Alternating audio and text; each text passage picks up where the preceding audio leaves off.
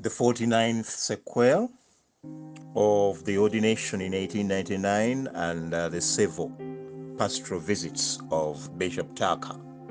Welcome as we celebrate the Church of Uganda at 150 years, making awareness of exactly what happened through the celebrations of our history. With the producer, Christopher Amos Chikomeko Ntambi. As the fugitive kings were being marched through Kenya to Kismayo, the church in Uganda was continuing to grow. On Sunday, the 28th of May, 1899, Bishop Tucker ordered 3 deacons, the Reverend Deacon Zakayo Baligwanga, the Reverend Deacon Isaac Luachi, and the Reverend Yosua Chiwamvu. He also ordained 2 missionary priests, the Reverend C.T. Ekob and the Reverend S.R. Skins. Now, the bishop had this tradition of choosing days that were unique for ordination. Even this one was on Trinity Sunday. You remember we saw ordinations on Septagesima Gate, we saw on Pentecostal Gate. So the bishop always picked on these days. So even this one was Trinity Sunday of 1899. Now, on the same day, a conference for missionaries opened with all missionaries from Uganda assembled at Namirembe to consider yet again the new constitution of the Diocese of Uganda. Since its creation, the diocese had not yet got a constitution, although Bishop Tucker had returned from England in 1898 with a draft copy, which draft copy was rejected by the missionaries. Why? The missionaries had a problem with the way it had been drafted in as far as equal rights with the natives was concerned. So that had never been sorted out. Then, after that, Bishop Tucker made a pastoral visit to Busoga. So, on 17th July 1899, he headed east, passing through Ngogwe. In Ngogwe, he confirmed 86 candidates. In Busoga, Bishop Tucker was welcomed in Chief Luba's chieftaincy. He then continued to visit other Busoga chiefdoms. He reached Iganga Mission on the 5th of August 1899, where he confirmed 26 candidates. They had been prepared by a missionary called Wilson. He then moved on to Gabula Chiefdom, where Evangelist Yusuf was in charge. That was so much for Busoga. Then, Ankole had a story of its own. All the way up to 1899, they had resisted any Christian teachers. So Bishop Tucker decided to take Christianity to Ankole personally. The journey started in November 1899. The bishop was accompanied by Dr. Albert Cook, and through the hostile Budu County, and where, of course, the Roman Catholic had dominated because of the migration history of a few years earlier. So the bishop had to use the Koki route. In Koki, Bishop Tucker found 2 native catechists willing to volunteer as resident evangelists in Ankole. They were Andrea and Filippo. On the 20th of November 1899, the bishop and the group arrived in Ankole's capital, which was called Lulembo, not Imbalala, Lulembo, and were received by the Engazi, the Prime Minister Mbaguta, in his royal kraal, a kraal of cow dung. There was a lot of filth, both within and outside. Within no time, the 18-year-old Ankole King Kahaya also arrived at Engazi kraal, and the bishop was shocked as some of his party were stuck or half naked. Now, Bishop Tucker began by teaching about Jesus Christ and Christianity, and introduced Andrea and Filippo as evangelists, who would remain to continue teaching the royals and commoners as well. King Kahaya objected. He said that the Ankole did not have enough food for Andrea and Filippo.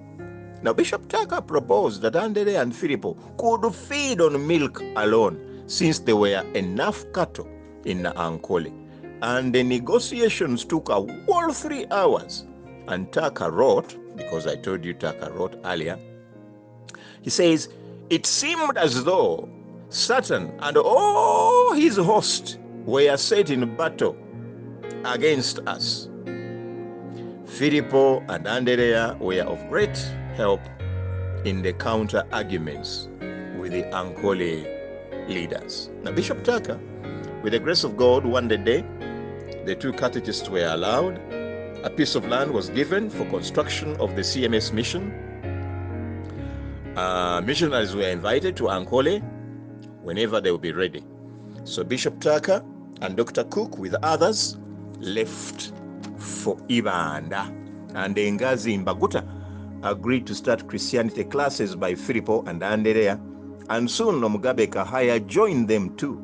Soon, the Church Missionary Society missionary Clayton arrived, and a mission complete with a church were constructed in the capital, Lulembo. One day, all the witchcraft was removed and burned before an audience. When the commoners saw the officials burning their charms, they went home, removed their own witchcraft charms, brought it to the fire, and therefore the fire became so wild, consuming all the wickedness. The bishop continued on to Uganda, but took with him a liberated Busoga slave woman from her Ankole master and tormentor. The tormentor followed Bishop Tucker with a group.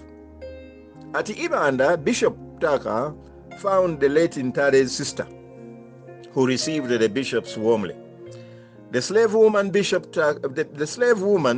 who was with Bishop Tucker had traveled together with him, and therefore she was handed over to the British resident authorities there. She was our girl from Busoga, and therefore she needed to be returned to Busoga. So Bishop Tucker turned northwards to Toro and left the girl with the authorities.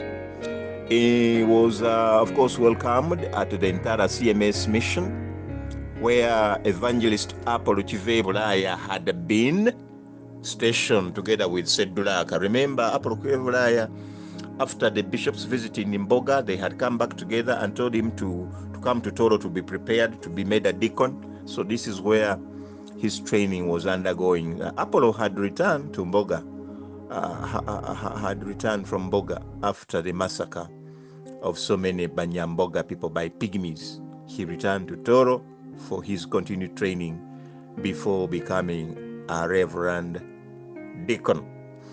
Then after the visit there, after visiting Apollo Chivebulaya and Sedulaka, the bishop and his party headed for Kabalole through very tall elephant grass, river streams, impenetrable thickets of shrub, and of course, on foot. Bishop Tucker and the group received a very warm welcome in Kabalole, and especially Dr. Cook, who treated people and they recovered. Missionary H.E. Maddox was in charge there. A conference of all native evangelists was called to discuss Toro with the bishop. He confirmed candidates on the 22nd of December 1899 and celebrated Christmas in Toro as well. I have a personal feeling that Bishop Tucker loved Toro more than any other place in Uganda. I don't know whether I'm wrong. Anyway, Dr. John Howard Cook and his wife arrived in Uganda in 1899. They were a Church Missionary Society missionaries also, and he was a brother to Dr. Cook. He was bigger than Dr. Cook, who had earlier been in Uganda. By the way, their parents were medical officers too, so like father, like sons. Now, when Dr. Albert Cook left for Ankole and Toro with Bishop Tucker and ended up in Toro, Bishop Howard was the one who had been left in charge at Mengo Hospital. He was good at carrying out evangelical lectures to hospital staff at Mengo. Dr. Howard had been a medical lecturer a medical lecturer and consultant, but above all, a very good surgeon. He had earned his Masters of Surgery and a diploma in tropical medicine and hygiene from Cambridge University, UK. Having spent 20 years in Uganda, they had all their 3 biological children in Uganda, and in 1912 they transferred to Toro Hospital permanently. They returned home in England in 1920 and continued working for Church Missionary Society all their lives. Bishop Turk and his party left Toro on the 27th of December 1899, and what a way to close a whole century. The century was ending. Yeah. Now, as Bishop Turk left Toro 4 days to the end of the century, Britain was panicking over a few issues we'll go into when we visit the next sequel, or when we reach into the next sequel. May the good Lord bless us all.